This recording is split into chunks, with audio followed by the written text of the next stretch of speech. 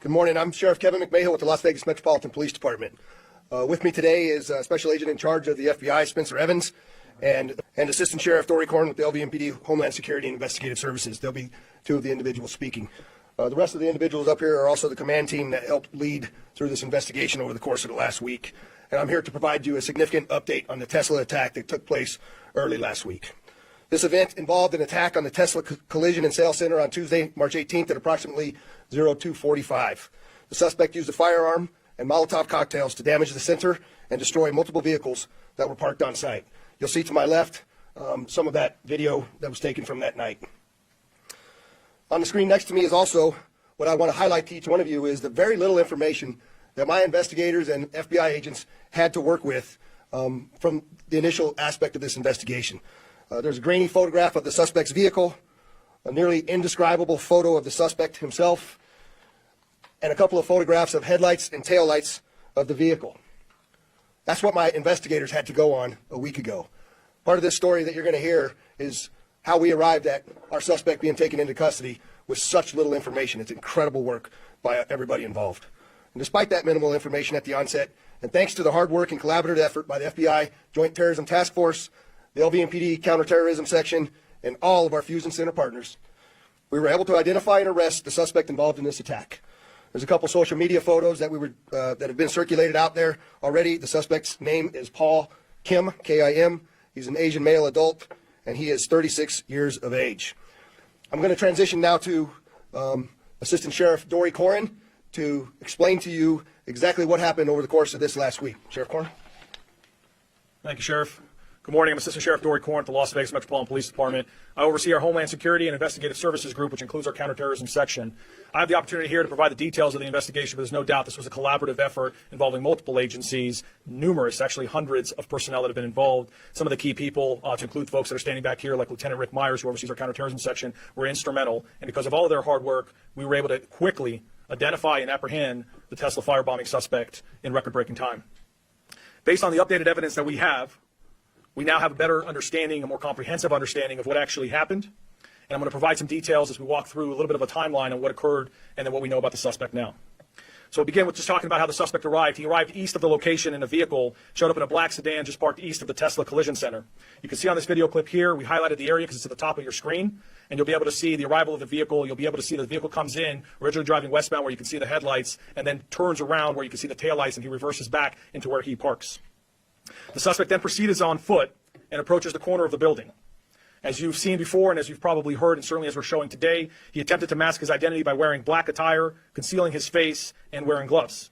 The suspect then began shooting the surveillance cameras with what appeared to be a rifle. You can see an image here of the suspect pointing the rifle towards a camera. At least 2 surveillance cameras were damaged by gunfire. And then upon shooting the cameras, the suspect proceeded to the front doors of the Tesla, and he began spray painting the words "resist" across the doors. I'll let this video play because you'll get a better shot of the suspect. You can see his description as he goes across the clear doors there, committing his act of crime.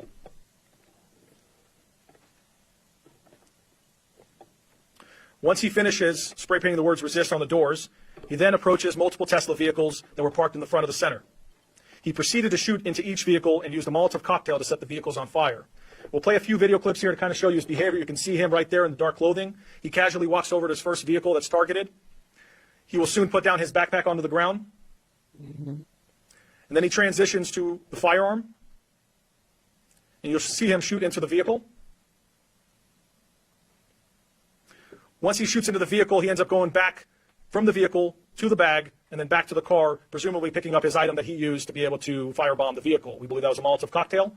And you'll see in a moment here, the vehicle will ignite and ultimately fully engulf, causing severe damage.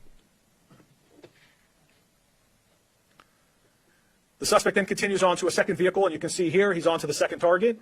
He'll do very similar behavior where he shoots into the vehicle, he goes in the backpack, retrieves an item, and ultimately you'll notice here that he ends up getting the second vehicle on fire as well.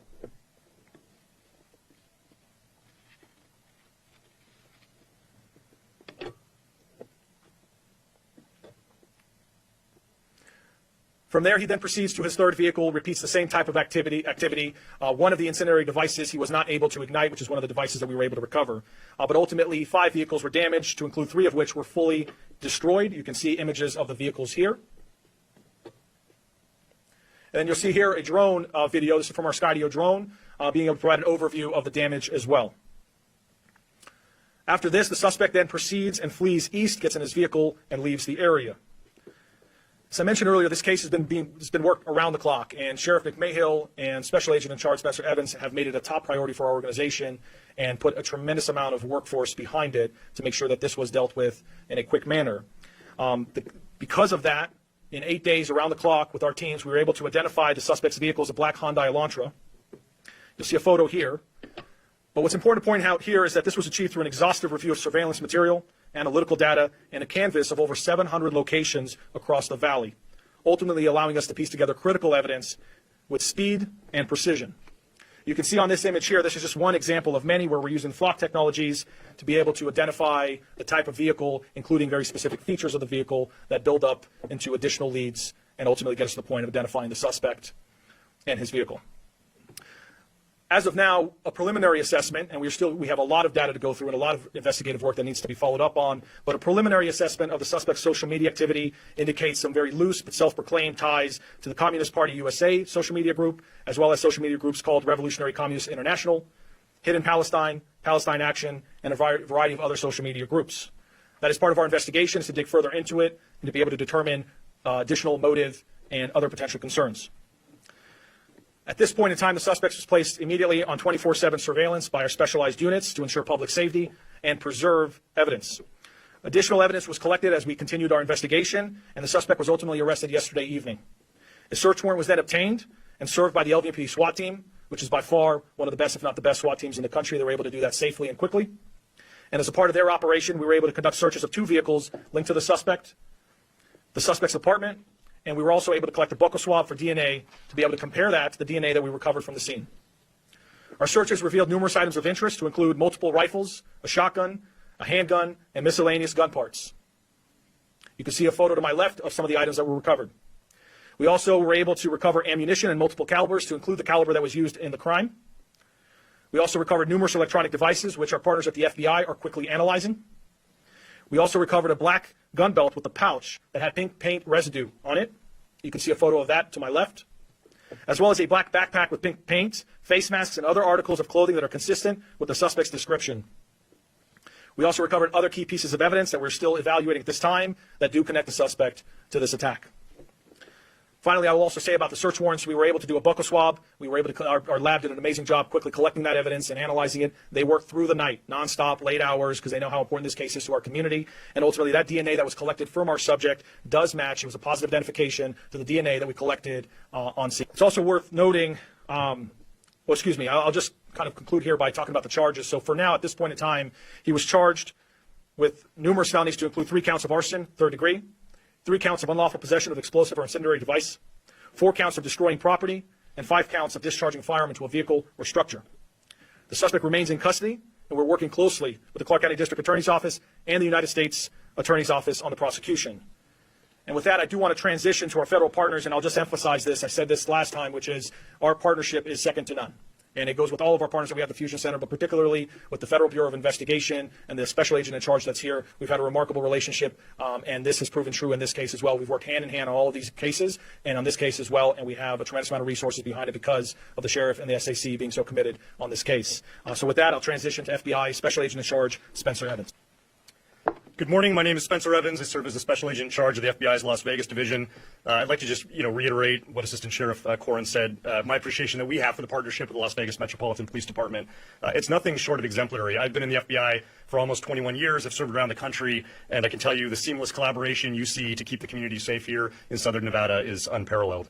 The FBI's Joint Terrorism Task Force, as you've heard, has been investigating this incident and working this case relentlessly since last Tuesday. I was just informed a few minutes ago a federal arrest warrant was issued for the subject, and we anticipate taking Paul Kim into federal custody later today, where he will face federal charges in addition to those announced by Sheriff McMahill this morning. The arrest announced today showcases the remarkable outcomes that are achievable through collaborative task force partnerships. Although each agency has distinct roles and responsibilities and capabilities, the fight against violent crime is a shared commitment, and that's certainly the case here in Las Vegas. Last week, when we held the press conference, I emphasized that we would leave no stone unturned to identify the person responsible and ensure accountability for these heinous attacks. I appreciate your assistance in amplifying this message through your media coverage. And one final cautionary message for individuals who are contemplating similar attacks. There's nothing courageous or noble about firebombing private property and terrorizing your local community. The self-righteous mob that's cheering you on today to commit acts of violence on their behalf will leave you high and dry and forget about you tomorrow. And at the end of the day, you and you alone will be held responsible and face the prospect of a lengthy prison sentence. And with that, I'll turn it back over to Sheriff McMail. So I'd like to just give some final comments here and reassure the public that there's no ongoing threat related to the suspect in this attack. That said, we are actively working alongside the FBI to determine if there's any links between this incident and others occurring across our great country. As a precaution, we will continue our increased security efforts around Tesla-related locations, and as always, there's going to be zero tolerance in our community for acts of violence. I also would like to just take a second and highlight this response is I believe our counterterrorism capabilities are among the best in the world. That's all because of the partnerships between LVMPD, the FBI, ATF, DHS, and our other law enforcement partners. It's unmatched, as you've already heard. We had 13 agencies representing over 250 investigators, analysts, and specialists working this investigation. This unified approach is a cornerstone of our ability to respond quickly and effectively, and has proven instrumental in this investigation. And the last part of this I want to talk about, as I showed you at the very beginning, we had nothing to go on. And quite frankly, it was crossed my mind that this might be one of those cases that we may not be able to solve.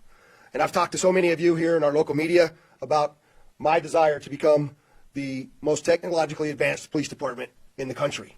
This case is not solved without the use of technology. The speed and success of the solve of this case are a direct result of hard work by the police department and the special agents in charge, the investigative specialists, and the analysts that all came together to work on this. But the technology is actually what helped solve this. In particular, I want to highlight a number of those technologies, which is our flock license plate reader systems, which gave us our first clue, our Skydio drone technology, our digital forensics lab, and all of the things that they do with cell phones and a number of other aspects of technology, the public safety cameras that we have deployed around our community, our ability to go in and scrub social media through the tools that are provided with technology, forensic analysis of DNA, put the exclamation point on this case. His DNA matched what we took from the scene, and investigative genetic genealogy. I'd like to especially thank my Chief of Staff, Mike Gennaro, who's standing behind me here, who's been instrumental in identifying the needs of our organization for technology and helping us get it. And I'll wrap up before I take questions by simply saying thanks to all of you for taking the time to be here. And thank you again from me, Special Agent in Charge, to all of the folks that work this case, and from counterterrorism and law enforcement. They continue to work tirelessly on this case as we have a lot of things to continue to investigate to wrap up the loose ends. And it's a real testament to good old-fashioned police work that these men and women have done. So with that, I will take any questions. What I would ask of you, please identify who you are and who you're with, and then we'll go from there. Joe? Joe Shannon, the Bethel video. What's the estimated cost of them? The question is, what's the estimated cost of the damage? And I don't have that number in front of me, Joe. On DNA, CDC all over the place. What did you get? Stick somewhere else. We got DNA. The question is, where do we get the DNA from at the scene? We got the DNA in multiple different locations, but as far as where we got it from, I'm not going to release that information as yet. Ma'am? Hello, I was looking at with Tim on 3. Hi. Knowing that he has these different systems, he could have these kind of, is there any belief that anybody else was part of this act, or are they encouraging people around the country to take part in these violent acts, opportunistically that Ethan? Yeah, so the question is, with all the groups that he's using on social media, do we believe that he's connected to a larger aspect of this in coordination in other locations in the country? And the answer is we're absolutely actively investigating that connection now. I can't definitively tell you that, and as you know, I'm never going to give you guys any information unless we can positively be certain of the information that's provided to you. Go ahead, one more. Is it believed that anybody else was part of this specific incident locally, or did we have to go up in that? Yeah, I'm sorry, I forgot that part of your question. She's asked if anybody else was involved in this case locally, and as of now, the answer is we do not believe there's any other outstanding actors. We believe that this individual acted alone. Are there any similarities that you've seen so far with specific similarities seen with other incidents? Spencer, you want to try to answer that one? The question is there any similarities between incidents that are occurring across the nation with the one that we have here? And I think the answer is we're actively exploring those as well. But are there any other comments you want to add on that? No, there's certainly some similarities that we're looking at in there. Behind you. People are actually Channel 13. Hi. I thought there were just 3 vehicles that had the Molotov cocktails placed inside of that, but then there were 2 additional models, so damage to full of 5, right? We're still. There's five total that were damaged by the Molotov cocktails in the fire. The question was how many were there. Much more Spencer Evans advised to ask you with EVs now. Is there any idea what the federal charges could be? The question is there any idea what the federal charges could be to the FBI? Yeah, so I'll defer to the U.S. Attorney's Office, and I think is going to be issuing a press statement later. But as of last night, they were contemplating federal arson charges and possession of a destructive device. They did. You just received. I didn't call on you, Joe. There was I think the lady behind you had a question first, and then I'll get back to you. I was going to ask. Same one. All right, we're back to you, Joe. Go ahead. You just received a Tesla truck, and Tesla also, Elon Musk also has boring tunnels too. First of all, I'm wondering if Metro's gotten any flags, space acceptance of that truck, and also Las Vegas Buckeye Fire has been worried about access to the boring tunnels. Metro, I've heard, is also worried about that. I wonder if there's any way about potential attacks or incidences within the tunnel. So it's a very long question that Joe asked. He asked if we're worried about or received any threats because of the Tesla truck donation to Metro. I think that's kind of what you asked me, and the answer is we have not received those Tesla trucks yet. They are still in production, and no, I'm not worried about any threats to those trucks. The second question was there's also not only Tesla dealerships here, but there's also the boring tunnels that were done by Elon Musk. And are we worried about any safety or security threats to the boring tunnels? Is that accurate assessment? And we have been at a heightened level of security at all of those locations for the boring tunnel that are mostly along the Las Vegas Strip corridor as we speak. And we are continuing, Joe, to evaluate what the security posture looks like at all of those boring tunnel locations, and we'll continue to do so as we move forward. Last question. Can you also share where he was arrested? Was there any type of resistance, or did he say anything while the arrest was happening? The question is, can we share where he was arrested, and was there any resistance? There was no resistance. We were able to take him into custody without any real challenge, and we located him as he was leaving one of his work locations, or what we think is one of his work locations. So we'll release additional information on that as we get it, and if there's significant updates in regards to this, we'll come back before you. Again, I'd like to say thank you to all of you who started yelling here. Potter Street Harris with CBS News. Can you delve deeper into the investigative timeline, given that you had just a grainy surveillance pictures? At what point did the flock camera system pick up that license plate? And walk us through some of the 700 places that you guys ended up in this. Yeah, the question is can we walk you a little bit more in depth through the investigative timeline? I'll let Assistant Sheriff Corn give you a little bit more detail on that, but this investigation is open and active, and so we're releasing what we believe we can release without compromising our investigation. But Dory, you can comment a little bit more. Just to add a little bit of detail on the investigative process. So we use a variety of technologies. We featured one today that was instrumental, which you just mentioned, which is our flock, the flock safety cameras. However, there's a variety of technologies that have been used on this case, as the sheriff mentioned earlier, everything from drone technologies to our social media research tools, our public safety camera network, and our Fusion Watch unit that works 24/7. All of that played a role into it.